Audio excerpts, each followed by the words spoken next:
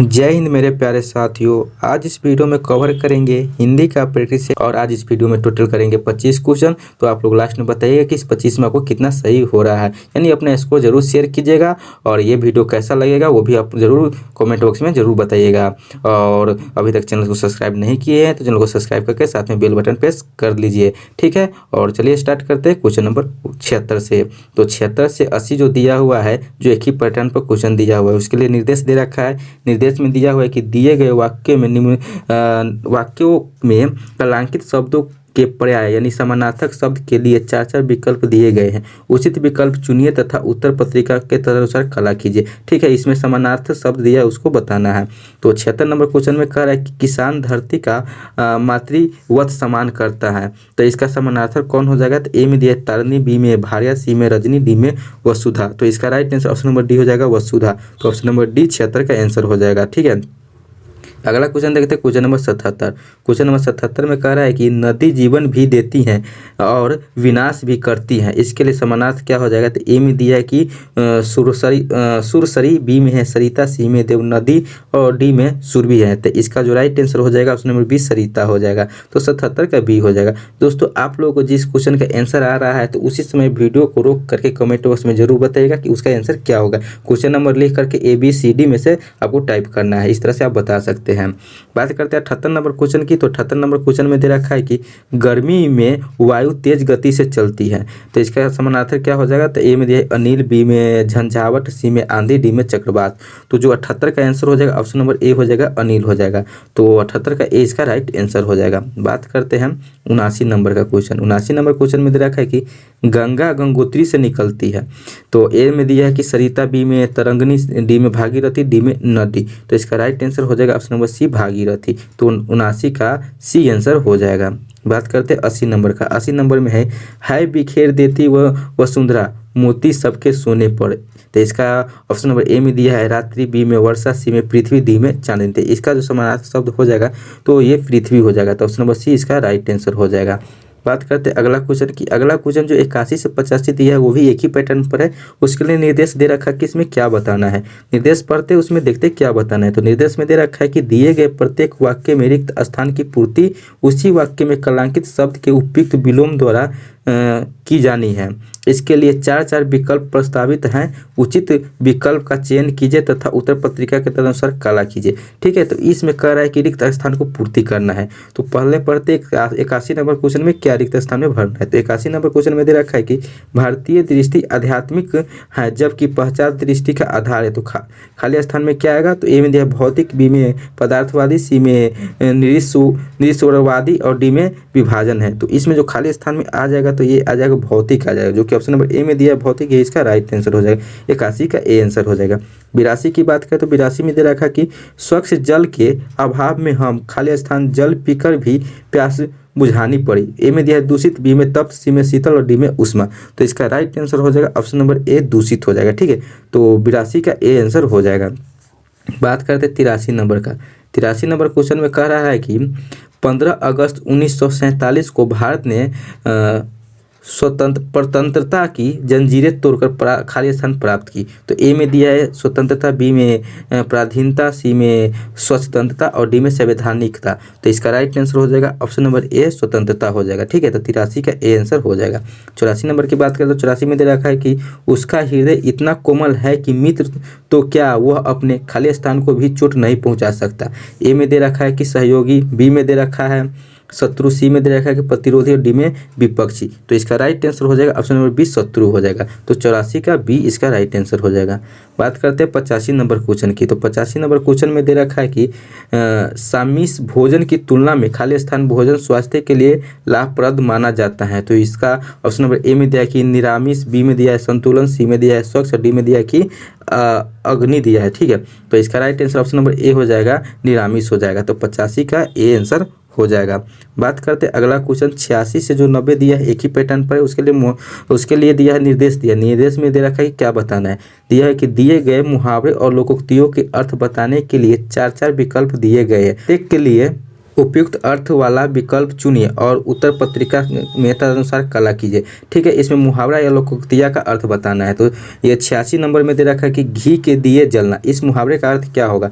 ए में दिया है रोशनी करना, बी में दिया है कि पूजा करना, सी में दिया है खुशी मनाना, डी में दिया है धनवान होना। तो घी के दिए जलाने मुहावरे का अर्थ हो जाता है कि खुशी मनाना। ठीक है, तो ऑप्शन नंबर सी में दिया है खुशी मनाना, ये इसका राइट आंसर हो जाएगा, यानी कि 86 का सी आंसर हो जाएगा। बात करें 87 नंबर क्वेश्चन की, तो 87 नंबर क्वेश्चन में मुहावरा दे रखा है कि सिर चढ़ाना।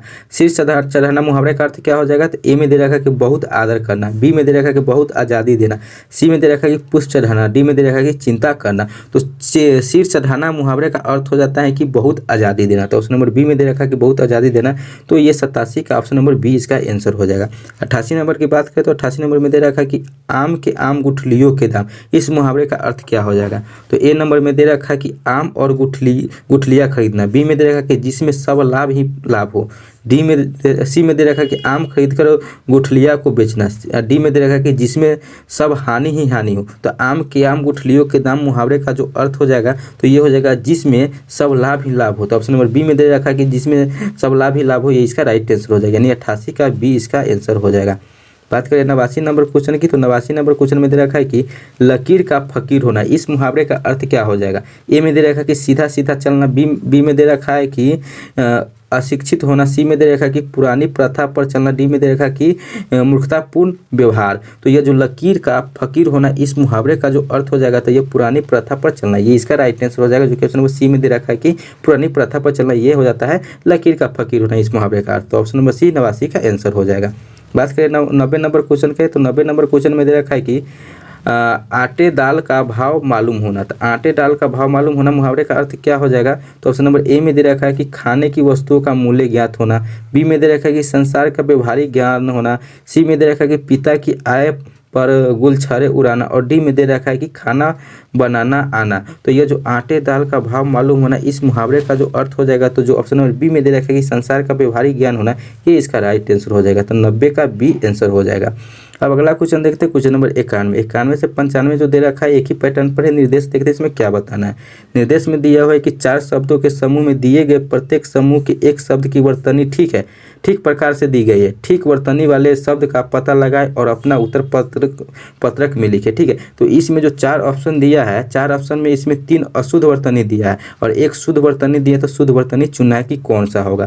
तो 91 नंबर के देखते हैं, तो 91 नंबर के ऑप्शन में ए में दिया है व्यवहारिक, यानी कि इसमें व्यवहारिक कौन सा सही है वो आपको बताना है।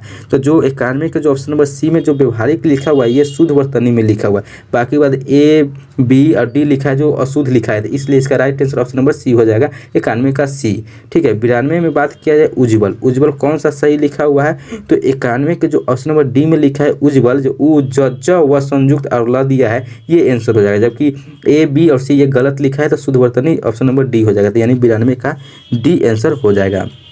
बात करें 93 का, तो 93 में उपयुक्त कौन सा सही लिखा हुआ है? तो ध्यान से देखिए कि सी नंबर में उपयुक्त जो लिखा है ये शुद्ध वर्तनी लिखा हुआ है, तो 93 का सी आंसर हो जाएगा। ठीक है, तो अगला क्वेश्चन देखते हैं, क्वेश्चन नंबर 94। क्वेश्चन नंबर 94 में कह रहा है कि इसमें क्या लिखा है? तो ये विद्यालय लिखा हुआ है, तो विद्यालय इसमें कौन सा सही लिखा हुआ है? तो जो 94 का ऑप्शन है बी में जो लिखा हुआ है विद्यालय, ये इसमें शुद्ध वर्तनी लिखा हुआ है, तो ऑप्शन नंबर बी इसका राइट आंसर हो जाएगा, 94 का बी हो जाएगा। अगला क्वेश्चन है 95। 95 में कवित्री, कवयित्री कौन सा सही लिखा हुआ है? ए लिखा है कि बी लिखा है कि सी लिखा है कि डी लिखा है? कौन सी शुद्ध वर्तनी में कवयित्री लिखा हुआ है? तो जो 95 का ऑप्शन नंबर ए में जो कवयित्री लिखा हुआ है, ये शुद्ध वर्तनी में लिखा हुआ है, तो 95 का ए इसका राइट आंसर हो जाएगा। ठीक है, अगला क्वेश्चन देखते हैं 96 नंबर। 96 से 100 जो दे रखा है, भी एक ही पैटर्न पर, उसके लिए निर्देश दे रखा है कि इसमें क्या बताना है। निर्देश में दिया है कि अनुच्छेद यानी गद्यांश पर आधारित 5 प्रश्न दिए गए हैं। अनुच्छेद को ध्यान से पढ़िए तथा प्रत्येक प्रश्न के उत्तर के लिए दिए गए 4 विकल्प से उचित विकल्प का चयन कीजिए तथा उसके उत्तर पत्रिका में तदनुसार कला कीजिए। ठीक है, तो यह जो दिया हुआ है 96 से 100 तक जो 5 क्वेश्चन दिया हुआ है, ये गद्यांश पर आधारित क्वेश्चन दिया है। तो इसमें क्या करना है कि ये गद्यांश जो दिया हुआ है, गद्यांश पूरा पढ़ना है, इसी से आपको 5 क्वेश्चन दिया हुआ है, 5 क्वेश्चन का आंसर बताना है। सबसे हौला टॉपिक जो कहा जाए, सबसे ईजी जो कहा जाए, यही गद्यांश होता है, जिसमें क्वेश्चन में ही आंसर छुपा रहता है। तो इसको अच्छी तरह से पढ़ना है, है इस मैटर को समझना कि क्या कह रहा है, उसके बाद आंसर देना है। तो पहले इस गद्यांश को पढ़ लेते हैं, उसके बाद एक बार एक करके पाँचों का आंसर करेंगे, ठीक है। आप लोग भी वीडियो को रोक करके सही से गद्यांश पढ़ लीजिएगा, उसके बाद आंसर लगाइएगा, आपको 100% पाँचों का पाँचों सही हो जाएगा, ठीक है। तो पहले ये गद्यांश पढ़ते हैं। गद्यांश में क्या लिखा हुआ है? लिखा हुआ है कि धर्म और विज्ञान, ठीक है, धर्म और विज्ञान में परंपरा से विरोध माना जाता है। कहा जाता है कि धर्म की उत्पत्ति भय से हुई है और वह तर्कहीन विश्वास पर अग्रसित है।